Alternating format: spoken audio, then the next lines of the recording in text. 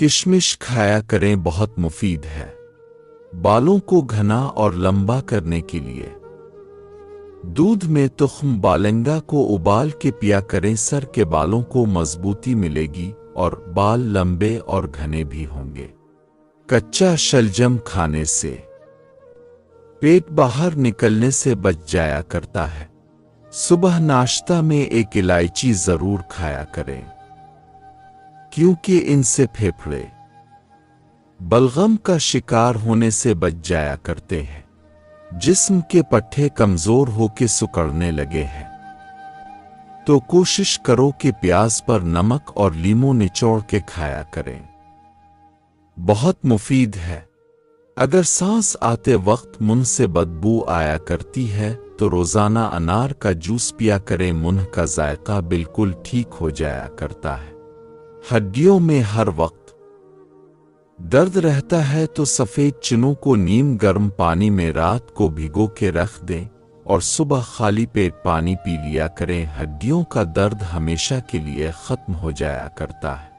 मोटे अफराद ज्यादा वजन होने की वजह से परेशान हैं तो उन्हें चाहिए कि 5 दाने अजवाइन के लेकर उनका बारीक सफूफ बुना लें और 1 चम्मच खालिस शहद लेकर इसमें सफूफ मिक्स करके खा लो। वजन में कमी आना शुरू हो जाएगी। अगर टांगों के जोड़ों में दर्द हो तो कोशिश करो कि चंद दाने काले चनों को रात के वक्त पानी में भिगो के रख दिया करें और सुबह खा लो। दर्द के लिए बहुत मुफीद चीज है। जिंदगी में कभी कब्ज नहीं होगी बस मक्खन के साथ 1 दाना बादाम का खाया करें, बहुत ज्यादा मुफीद है।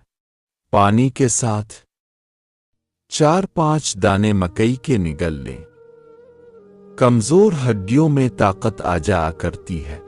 तरबूज के छिलके को नाफ पर मसलने से मसाने की जलन दूर हो जाया करती है। जो अफराद ताज़ा तरबूज का रस पिया करते हैं उनके होंठ कभी फटते नहीं हैं। रात को माल्टे का पानी माथे पर लगाने से नींद अच्छी आया करती है।